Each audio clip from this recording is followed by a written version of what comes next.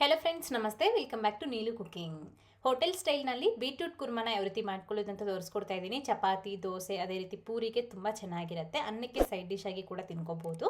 ಈ ರೀತಿ ನಮಗೆ ಬೀಟ್ರೂಟ್ ಕುರ್ಮಾ ಅನ್ನೋದು ತುಂಬಾ ಚೆನ್ನಾಗಿ ಬರುತ್ತೆ. ಒಮ್ಮೆ ಖಂಡಿತ ಈ ವಿಧಾನದಲ್ಲಿ ಟ್ರೈ ಮಾಡಿ ನೋಡಿ. ಸೊ ಫಸ್ಟಾಗಿ ಬೀಟ್ರೂಟ್ ಕುರ್ಮಾ ಮಾಡ್ಕೊಳ್ಳೋದಕ್ಕೋಸ್ಕರ ನಾನಿಲ್ಲಿ ಬೀಟ್ರೂಟ್ನ ಕಟ್ ಮಾಡಿ ಎತ್ತಿಟ್ಕೊಂಡಿದ್ದೀನಿ.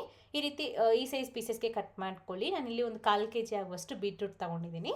ಸೊ ಇದಕ್ಕೆ ಎಷ್ಟು ಬೇಕೋ ಅಷ್ಟು ನಾವು ಮಸಾಲೆ ರೆಡಿ ಮಾಡ್ಕೊಳ್ಳೋಣ. ತುಂಬಾ ಕಡಿಮೆ ಸಮಯದಲ್ಲಿ ಆಗೋಗ್ಬಿಡುತ್ತೆ ಇದು. ಮಸಾಲೆಗೋಸ್ಕರ ಮಿಕ್ಸಿ ಜಾರ್ನಲ್ಲಿ ಒಂದು 4 ಟೇಬಲ್ ಸ್ಪೂನ್ ಆಗುವಷ್ಟು ಒಣ ಕೊಬ್ಬರಿ ಅಥವಾ ಹಸಿ ಕೊಬ್ಬರಿ ಯಾವುದಾದ್ರೂ ಸರಿ. ಅದೇ ರೀತಿ ಒಂದು 10 ಪೀಸ್ ಆಗುವಷ್ಟು ಗೋಡಂಬಿ ಅಥವಾ ಹುರಿದಿರೋ ಕಡಲೆ ಬೀಜ ಕೂಡ ಹಾಕೋಬಹುದು. ಹಾಕ್ಕೊಂಡು ಒಂದು ಅರ್ಧ ಟೀ ಸ್ಪೂನ್ ಆಗುವಷ್ಟು ಸೋಂಪನ್ನ ಹಾಕ್ಕೊಂಡು ಸ್ವಲ್ಪ ನೀರನ್ನ ಸೇರಿಸಿ ಆದಷ್ಟು ನೈಸಾಗಿ ರುಬ್ಬಿ ಪಕ್ಕೆತ್ತಿಟ್ಕೊಳ್ಳಿ. ಸೊ ಇಷ್ಟೇ ಮಸಾಲೆ. ನೆಕ್ಸ್ಟ್ ಕುಕ್ಕರ್ನಲ್ಲೇ ಮಾಡ್ತಾಯಿದ್ದೀನಿ. ತುಂಬಾ ಕ್ವಿಕ್ಕಾಗಿ ಆಗೋದಕ್ಕೋಸ್ಕರ ಬೇಕು ಅಂತಂದರೆ ಪಾತ್ರೆಯಲ್ಲಿ ಸಹ ಮಾಡ್ಕೊಳ್ಬೋದು. ಎಣ್ಣೆ ಮತ್ತು ಸಾಸಿವೆ, ಅದೇ ರೀತಿ ಸ್ವಲ್ಪ ಈರುಳ್ಳಿ, ಹಾಗೆ ಸ್ವಲ್ಪ ಕರಿಬೇವಿನ ಸೊಪ್ಪನ್ನ ಹಾಕ್ಕೊಂಡು ಒಂಚೂರು ಫ್ರೈ ಮಾಡ್ಕೊಳ್ಳಿ. ಹಾಗೆಯೇ ಇದಕ್ಕೆ ಫಸ್ಟೇ ಕಟ್ ಮಾಡಿ ತಿಟ್ಕೊಂಡಿರೋ ಈ ಬೀಟ್ರೂಟ್ ಪೀಸಸ್ಸು ಮತ್ತು ಸ್ವಲ್ಪ ರುಚಿಗೆ ತగ్గಷ್ಟು ಉಪ್ಪನ್ನ ಹಾಕಿ ಚೆನ್ನಾಗಿ 1-2 ನಿಮಿಷ ಮಿಕ್ಸ್ ಮಾಡಿ.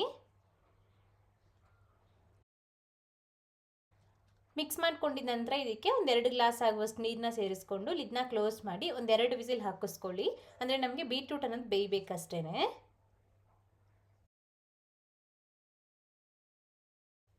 1-2 ವಿಸಿಲ್ ಆದಮೇಲೆ ತೆಗೆದು ನೋಡಿ, ನಮಗೆ ಬೀಟ್ರೂಟ್ ಅನ್ನೋದು 100% ನಮಗೆ ಚೆನ್ನಾಗಿ ಬೆಂದೋಗ್ಬಿಟ್ಟಿರುತ್ತೆ.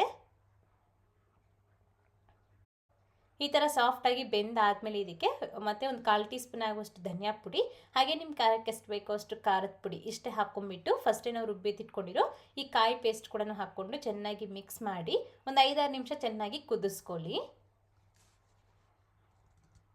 ಮೀಡಿಯಂ ಫ್ಲೇಮ್ನಲ್ಲಿ ಒಂದು 5-6 ನಿಮಿಷ ಕುದಿಸ್ಕೊಂಡ್ರೆ ನಮಗೆ ಬೀಟ್ರೂಟ್ ಕುರ್ಮಾ ಅನ್ನೋದು ರೆಡಿಯಾಗಿ ಹೋಗ್ಬಿಡುತ್ತೆ. ನೋಡ್ಬೋದು ಎಷ್ಟು ಚೆನ್ನಾಗಿ ರೆಡಿಯಾಗಿದೆ ಅಂತಂದ್ಬಿಟ್ಟು.